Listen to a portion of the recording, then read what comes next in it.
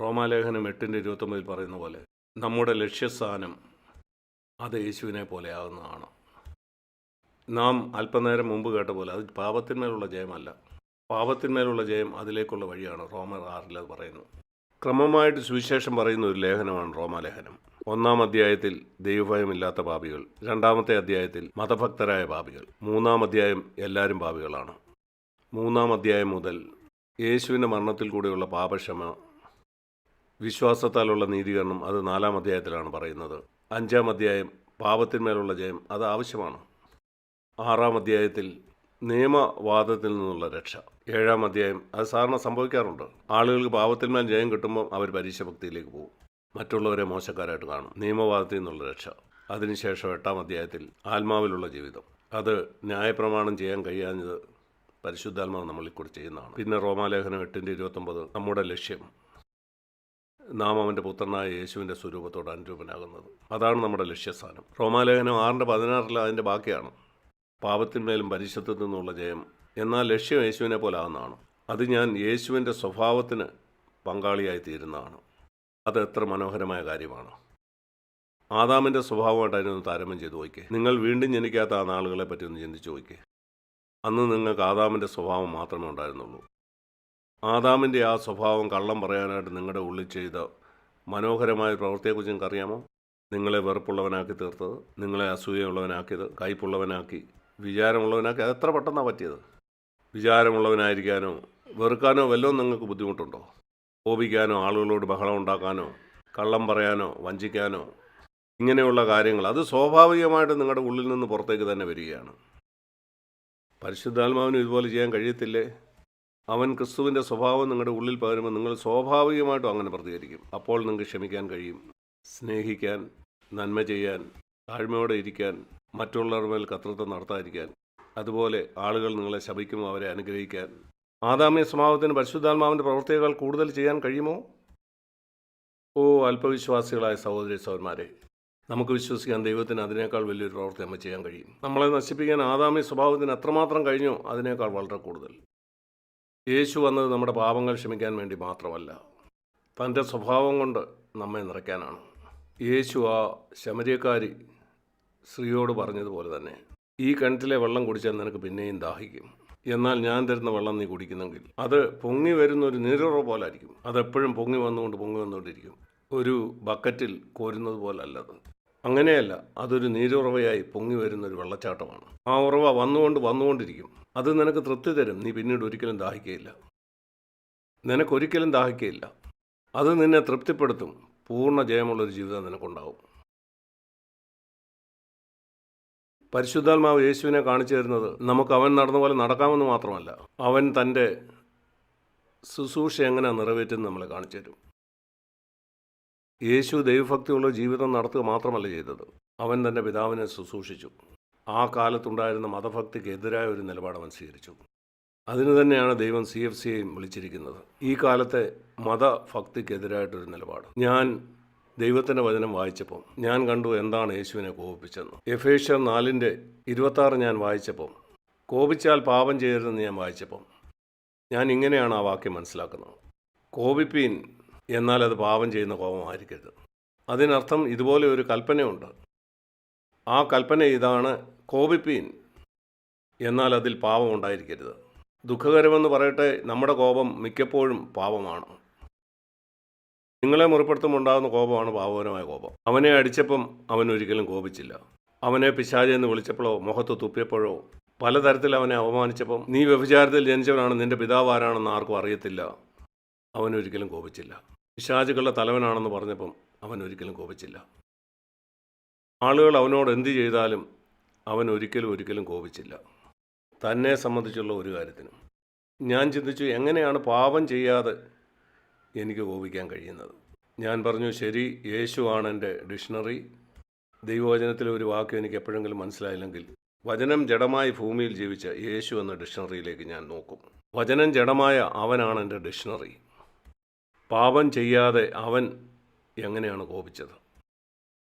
ഞാൻ കണ്ടു, യേശുവിൻ്റെ ജീവിതത്തിൽ 2 പ്രാവശ്യം അവൻ കോപിച്ചു.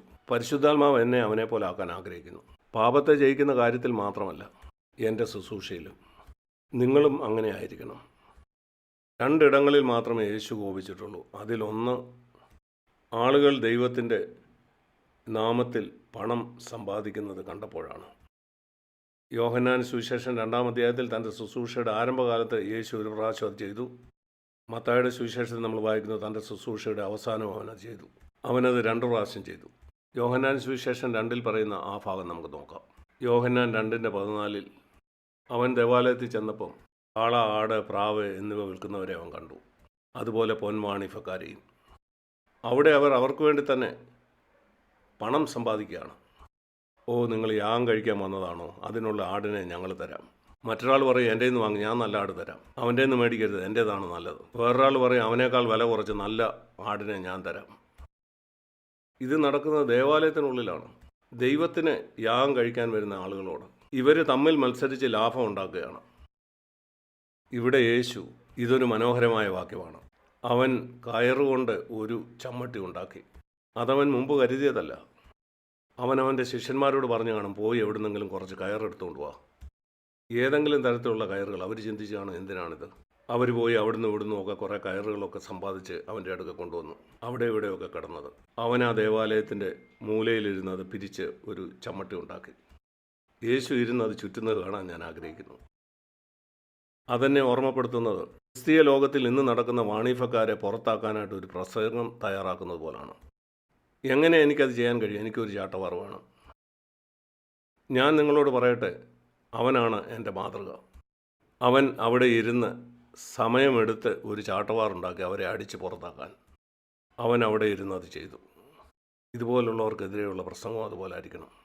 15-ാം വാക്യത്തിൽ അവൻ അവരെ അവിടെ നിന്ന് അടിച്ച് പുറത്താക്കി. അവൻ പറഞ്ഞു, ഇതിവിടെ ഒന്ന് കൊണ്ടുപോവുക. അവൻ പറഞ്ഞു, എൻ്റെ പിതാവിൻ്റെ ഭവനത്തെ വാണിഭശാലയാക്കരുത്, പണമുണ്ടാക്കാനുള്ളൊരിടമാക്കരുത്. ഇന്ന് ഈ പിതാവിൻ്റെ ഭവനം പണമുണ്ടാക്കാനുള്ള ഇടമായിരിക്കുകയാണ്. ഈ ക്രിസ്തീയ ലോകം മുഴുവനും. ദൈവം 40 കൊല്ലം മുമ്പ് ഞങ്ങളെ അത് കാണിച്ചു തന്നു. അതുകൊണ്ട് നമ്മൾ അതിനെതിരെ നിന്നു. കഴിഞ്ഞ 40 കൊല്ലമായിട്ട് അതിനെതിരെ നിൽക്കുന്നു. യേശു വരുന്നത് വരെ അതിനെതിരെ നിൽക്കും. ബാബിലോണിൻ്റെ പ്രമാണമെന്ന് പറഞ്ഞാൽ അത് വ്യാപാരമാണ്. വെളിപാട് പുസ്തകം 18-ാം അധ്യായത്തിൽ ഈ ലോകത്തിൻ്റെ വ്യാപാരികൾ അവളെ ഓർത്ത് കരഞ്ഞു, കാരണം അവരുടെ വ്യാപാരം നഷ്ടപ്പെട്ടു. ക്രിസ്മസ് എത്ര വലിയ ബിസിനസ്സാണെന്ന് നിങ്ങൾക്കറിയാമോ? ക്രിസ്മസ് സെയിൽസിൻ്റെ മാനറൊക്കെ വെച്ച് അക്രൈസ്തവരായിട്ടുള്ള ആളുകളും വലിയ ബിസിനസ്സുകൾ നടത്തുന്നു. എല്ലാം ബിസിനസ്സാണ്, ബിസിനസ്. യേശുവിൻ്റെ പേരിൽ എല്ലാവരും പണം ഉണ്ടാക്കുന്നു. എല്ലാവരും, ക്രിസ്ത്യാനികളല്ലാത്തവരും. ഇതേക്കുറിച്ചുള്ള ഒരു തമാശ ഞാൻ കേട്ടിട്ടുണ്ട്. സ്കൂളിൽ പഠിക്കുന്ന കുട്ടികളോട് അധ്യാപകൻ ചോദിച്ചു, ക്രിസ്മസിന് നിങ്ങൾ എന്താണ് ചെയ്യാൻ പോകുന്നത്? ചില കുട്ടികൾ പറഞ്ഞു, ഞങ്ങൾ റോമൻ കത്തോലിക്കരാണ്, ഞങ്ങൾ പള്ളിയിൽ പോയി കുർബാന കാണും, ക്രിസ്മസ് പാട്ടുകൾ പാടും, ഞങ്ങൾ വീട്ടിൽ വന്ന് സമ്മാനങ്ങളൊക്കെ തുറന്നു നോക്കും. പ്രൊട്ടസ്റ്റൻ്റുകാരായ കുഞ്ഞുങ്ങൾ പറഞ്ഞു, ഞങ്ങളും ഞങ്ങളുടെ പള്ളിയിലെ ക്രിസ്മസിൻ്റെ പരിപാടികളിലൊക്കെ പങ്കെടുക്കാനായിട്ട് പോകും, ഞങ്ങൾക്കും സമ്മാനങ്ങൾ കിട്ടും. അതുപോലെ അവിടെ യഹൂദന്മാരായ കുഞ്ഞുങ്ങളുണ്ട്, അവർ യേശു ക്രിസ്തുവിൽ വിശ്വസിക്കുന്നവരല്ല. ഈ യഹൂദബാലൻ ഇങ്ങനെ പറഞ്ഞു, എൻ്റെ അപ്പന് കടയുണ്ട്, സമ്മാനങ്ങൾ വിൽക്കുന്ന കടയാണത്. അവിടെ ക്രിസ്ത്യാനികൾ വന്ന് സാധനങ്ങൾ വാങ്ങിപ്പോകും. ആ സമയത്ത് ഞങ്ങളുടെ കടയിലുള്ള എല്ലാ സാധനവും വിറ്റുപോകും. അതുകൊണ്ട് ഞങ്ങൾ കൈ കൂട്ടിപ്പിടിച്ച് ഇങ്ങനെ പാടും, എന്തു നല്ല സഖി യേശു. Business, business, business. ഇതാണ് നമ്മുടെ ഇവിടെ തെരുവിലുള്ള അക്രൈസ്തവരായ ആളുകൾ പാടുന്നത്, എന്തു നല്ല സഖി യേശു എന്നുള്ള പാട്ടാണ്. ക്രിസ്മസിന് എന്ത് നല്ല ബിസിനസ്സാണ്. ഇതാണ് ബാബിലോൺ. ഇത് സഭയിലും നടക്കുന്നുണ്ട്. പാസ്റ്റർമാരും അതുപോലുള്ള ആളുകൾ ദൈവനാമത്തിൽ ധനികരാകുന്നു. അതുകൊണ്ടാണ് 40 കൊല്ലം മുമ്പ് നമ്മൾ ഈ തീരുമാനമെടുത്ത് സാമ്പത്തിക കാര്യങ്ങളിൽ നമ്മൾ ശക്തമായ നിലപാടുകളെടുത്തു. കാരണം യേശു ഈ കാര്യത്തിൽ കോപിഷ്ഠനാണ്. നമ്മളോട് ദൈവം അങ്ങനെ ഒരിക്കലും കോപിക്കാൻ നമ്മൾ ആഗ്രഹിക്കുന്നില്ല, ഏറ്റവും ചെറിയൊരു കാര്യത്തിൽ പോലും. അതുകൊണ്ട് ഞങ്ങൾ തീരുമാനിച്ചു, ഞാനും ഇയാനും ഞങ്ങളാണ് തുടങ്ങിയ, ഞങ്ങൾ ഒരിക്കലും സഭയിൽ നിന്ന് ശമ്പളം സ്വീകരിക്കില്ലെന്ന്. 0. ഞങ്ങൾ ഒരിക്കലും ഒരു സമ്മാനം സ്വീകരിക്കില്ല. ഞങ്ങൾക്ക് വേണ്ട കാര്യം ഞങ്ങൾ തന്നെ കണ്ടെത്തും. അത് തുടങ്ങിയപ്പോൾ എനിക്കും അദ്ദേഹത്തിനും വളരെ ബുദ്ധിമുട്ടായിരുന്നു. ഇന്ന് അത്രത്തോളം ഇല്ല, എന്നാൽ ആരംഭകാലത്ത് അത് വളരെയധികം ബുദ്ധിമുട്ടുള്ളൊരു കാര്യമായിരുന്നു. അത് എന്നേക്കാളധികം അദ്ദേഹത്തിനായിരുന്നു. ഞങ്ങൾ തീരുമാനിച്ചു, ഈ നിലപാടിൽ തന്നെ ഞങ്ങൾ ഉറച്ചു നിൽക്കും. അങ്ങനെ പല സ്ഥലങ്ങളിലും സഭയുണ്ടായി. അപ്പോൾ ഞങ്ങൾ അവരോടും പറഞ്ഞു, ആ സഭകളിലെ മൂപ്പന്മാരും ഒരു പൈസ പോലും ശമ്പളമായിട്ട് ഒരിക്കലും സ്വീകരിച്ചില്ല. ആത്മീയമല്ലാത്ത ശുശ്രൂഷകൾ സഭയിലുണ്ട്. ഉദാഹരണത്തിന് ഭക്ഷണം പാകം ചെയ്യുന്നതിന് അവർക്കതിന് പ്രതിഫലം കൊടുക്കാറുണ്ട്. നമ്മുടെ ബുക്കുകൾ ശേഖരിക്കാൻ, അത് പാക്ക് ചെയ്യാനായിട്ടും ആളുകളെ സഹായം സ്വീകരിക്കാറുണ്ട്. അങ്ങനെയുള്ളവർക്ക് അവർ ചെയ്യുന്ന ജോലിക്ക് പ്രതിഫലം കൊടുക്കാറുണ്ട്. എന്നാൽ ദൈവവചനം ശുശ്രൂഷിക്കുന്ന മൂപ്പന്മാർക്ക് ഒരു പൈസ പോലും കൊടുക്കാറില്ല. ഇപ്പം നമുക്ക് ഏതാണ്ട് 120 മൂപ്പന്മാരുണ്ട് നമ്മുടെ 60-70 സഭയിൽ. അതിൽ ഒരാൾ പോലും അവർ ചെയ്യുന്ന ശുശ്രൂഷയ്ക്ക് ഒരു പൈസ പോലും ശമ്പളം വാങ്ങുന്നവരല്ല. അതൊരത്ഭുതമാണ്. ഇന്ത്യയിലുള്ള ഒരു സഭയ്ക്ക് പോലും ഇപ്രകാരം അവകാശപ്പെടാൻ കഴിയുകയില്ല. മറ്റൊരു കാര്യം ഇതാണ്, നമ്മൾ തീരുമാനിച്ചു നമ്മൾ ഒരിക്കലും ഒരു സ്വോത്രകാഴ്ച എടുക്കില്ല. സ്വോത്രകാഴ്ചയ്ക്കായിട്ട് പാത്രം പാസ് ചെയ്യാറില്ല. 60-70 സഭകളിൽ 40 കൊല്ലമായിട്ട് ഒരിക്കലും സ്വോത്രകാഴ്ച എടുത്തിട്ടില്ല. നമ്മളൊരു ബോക്സ് വെച്ചിട്ടുണ്ട്. നമ്മൾ കാണുന്നു യേശു ഒരു ഭണ്ഡാരത്തിനരികെ ഇരിക്കുന്നു, ഒരു വിധവ അതിനുള്ളിൽ പണം ഇടുന്നു. അങ്ങനെ ആയിരിക്കണം അത്. കൊടുക്കാൻ ആരെങ്കിലും ആഗ്രഹിക്കുന്നതിൽ കൊടുക്കാം. എനിക്കറിയില്ല ആരാ ഇടുന്നെന്ന്. എന്നാൽ എപ്പോഴും ആവശ്യത്തിനുള്ള അവിടെ ഉണ്ട്. കഴിഞ്ഞ 40 കൊല്ലവും നിങ്ങൾ കാണുന്നുണ്ട് ഈ കോൺഫറൻസിൽ ഒരു പണവും ആകാതെ എല്ലാം ചെയ്യുന്നു. അതുപോലെ ലളിതമായി ജീവിക്കാൻ ആഗ്രഹിക്കുന്നവർക്ക് താമസിക്കാനുള്ള സൗകര്യവും നമ്മൾ സൗജന്യമായി കൊടുക്കുന്നു. നമുക്ക് സൗജന്യമായി ലഭിച്ചു, നമ്മൾ സൗജന്യമായിട്ട് കൊടുക്കുന്നു. നമ്മളതിൽ ലുബ്ധന്മാരല്ല. ദൈവം നമുക്ക് തരുന്നതുകൊണ്ട് നമ്മൾ മറ്റുള്ളവരെ അനുഗ്രഹിക്കുന്നു. നിങ്ങൾ ഓർക്കുന്നുണ്ടോ, ഒരിക്കൽ ഏതാണ്ട് 5000 പേര് ഒരു സ്ഥലത്തുണ്ടായിരുന്നപ്പം ശിഷ്യന്മാരിരുന്ന് കണക്ക് കൂട്ടാൻ തുടങ്ങി. ഈ 5000 പേർക്ക് ഭക്ഷണം കൊടുക്കണമെങ്കിൽ എത്ര പണം വേണം? ഇതുപോലൊരു കോൺഫറൻസിൽ യേശു പറഞ്ഞു അവർക്ക് ഭക്ഷണം കൊടുക്കാം. അതാണ് നമ്മളും അനുഗമിക്കാനായിട്ട് തീരുമാനിച്ചത്. നമ്മൾ സൗജന്യമായിട്ട് കൊടുക്കും, ദൈവം അത് കരുതിക്കോളും. ആ നാളുകളിൽ അപ്പമാണ് വർദ്ധിപ്പിച്ചെങ്കിൽ ഈ നാളുകളിൽ പണം ദൈവം തരും. എല്ലാവർക്കും ആവശ്യമുള്ള ഭക്ഷണവും അക്കോമഡേഷനും എല്ലാം ദൈവം ചെയ്യും. അതേ ദൈവം തന്നെയാണ് ഇന്നും. ഈ 2000 കൊല്ലത്തിന് ശേഷം അവനൊരു വ്യത്യാസം വന്നിട്ടില്ല. ഈ ദരിദ്ര രാജ്യമായ ഇന്ത്യയിലും അത് സത്യമാണെന്ന് തെളിയിക്കാൻ ഞാൻ ആഗ്രഹിക്കുന്നു. ഇവിടെ ഒരു സോഷ്യൽ സെക്യൂരിറ്റിയും ഇല്ല. ആളുകൾ എല്ലാത്തിനും പണം കൊടുക്കണം. ദരിദ്രരായിട്ടുള്ള സഹോദരി സഹോദരന്മാർ, ദൈവം ഇന്നും സർവ്വശക്തനാണെന്ന് നമ്മൾ തെളിയിക്കാൻ ആഗ്രഹിക്കുന്നു. ആരോടും പണം ചോദിക്കാതെ നമ്മുടെ സഭാ ഹോളുകൾ നമ്മൾ പണിയുന്നു. അനേക സഭാ ഹോളുകൾ പണിയാനായിട്ട് നമ്മൾ ഒരിക്കലും പണത്തിന് ബുദ്ധിമുട്ടിയിട്ടില്ല. കാരണം നമുക്ക് പല സ്ഥലത്തും വാടകയ്ക്ക് കെട്ടിടങ്ങൾ കിട്ടാറില്ല.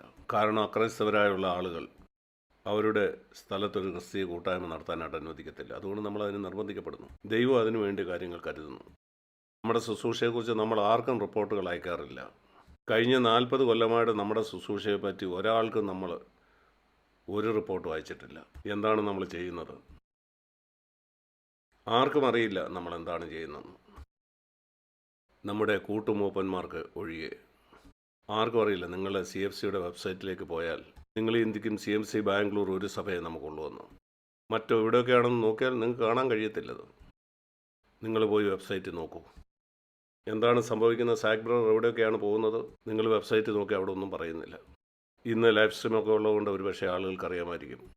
ഞാൻ പറഞ്ഞത് നമ്മൾ ഒരു അഡ്വർടൈസ്മെൻറ്റും ചെയ്യുന്നില്ല. ഈ വർഷങ്ങളിലെല്ലാം ആരോടും പണം ചോദിച്ചുകൊണ്ട് നമ്മൾ ലെറ്റർ ഒരിക്കൽ പോലും അയച്ചിട്ടില്ല.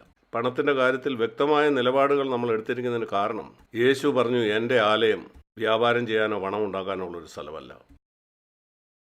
വളരെ പ്രധാനപ്പെട്ടാണ്. നമ്മുടെ പുസ്തകങ്ങൾ പ്രിൻ്റ് ചെയ്യുവാൻ ചിലവായ പണം മാത്രമേ വിലയായിട്ടിടുന്നുള്ളൂ. അതിൻ്റെ പേപ്പറിൻ്റെയും മഷിയുടെയും വില, അതിൻ്റെ ഉള്ളടക്കത്തിനല്ല വിലയിടുന്നത്. അത് സൗജന്യമാണ്. എല്ലാം ഇൻ്റർനെറ്റിൽ സൗജന്യമാണ്. ഒരു ക്രിസ്തീയ പ്രസാധകനും അവരുടെ ബുക്കുകൾ ഒരിക്കലും ഇൻ്റർനെറ്റിൽ സൗജന്യമായിട്ട് കൊടുക്കുകയില്ല. നിങ്ങൾക്കറിയാമോ? കാരണം ഇൻ്റർനെറ്റിലിട്ട ആളുകൾ അത് മേടിക്കുകയില്ല. നമ്മുടെ ബുക്കുകൾ ആരെങ്കിലും മേടിക്കുമെന്നുള്ള കാര്യത്തിൽ നമുക്ക് പേടിയില്ല. നമ്മുടെ ആഗ്രഹം ദൈവവചനം ലോകത്തിൽ പ്രചരിക്കണമെന്ന് മാത്രമാണ്.